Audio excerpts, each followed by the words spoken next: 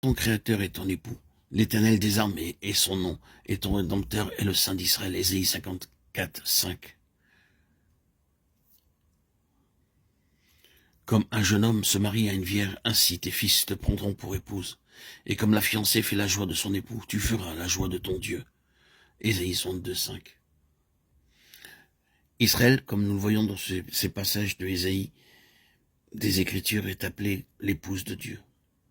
Ils nous disent que Dieu était un époux pour Israël. Nous remarquons que bien qu'Israël ait été littéralement un homme, il est très souvent présenté sous la forme féminine. Ce n'est pas lui, mais c'est elle qui a été infidèle à Dieu en tant qu'épouse.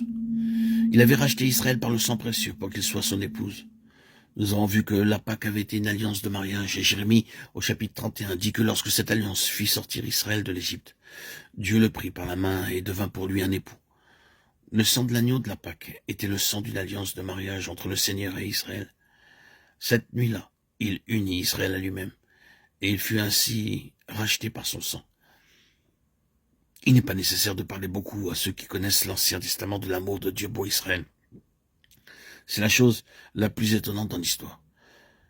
Lorsque nous pensons à ce qu'était Israël et que nous lisons l'histoire de ce peuple dans sa propre attitude, c'est la chose la plus merveilleuse que d'entendre le Seigneur dire « Je t'ai aimé d'un amour éternel » Jérémie 31, 3. Dieu n'a jamais abandonné cet amour, c'est encore un amour éternel. Mais il y a un sanglot dans le cœur de Dieu, c'est un amour désappointé. L'Ancien Testament est cependant une révélation merveilleuse de l'amour de Dieu pour Israël, l'amour du cœur tout entier de Dieu pour une épouse.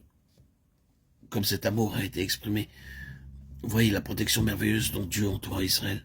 Il le protégea tout au long du chemin. Il lui donna la nourriture et le vêtement. Il nous est dit qu'il le conduisit sûrement. L'amour tendre, prévoyant, protecteur de Dieu se retrouve partout dans l'Ancien Testament. Quelle était la pensée et l'intention de Dieu en s'unissant à Israël? Il avait voulu qu'il soit à lui pour son plaisir. L'Éternel prit plaisir en Israël. Il l'avait créé pour son propre plaisir, afin qu'il soit la satisfaction de son cœur. C'est là naturellement un mystère profond. Pourquoi le Dieu Tout-Puissant désire-t-il quelque chose pour son plaisir? Lui qui possède toutes choses, et qui réellement n'a aucun besoin, nous est cependant révélé comme celui qui a créé un peuple pour son plaisir. Nous le voyons, il a créé toutes choses pour son plaisir. Il a créé le monde pour son plaisir. Il a créé tout ce qui est bon dans le monde pour son plaisir. Il a créé l'homme pour son plaisir. Et tout cela s'est éloigné de lui. Mais il dit donc, je vais recommencer. Et il leva Israël. Son idée était qu'Israël lui apporte de la satisfaction alors que tout l'avait désappointé.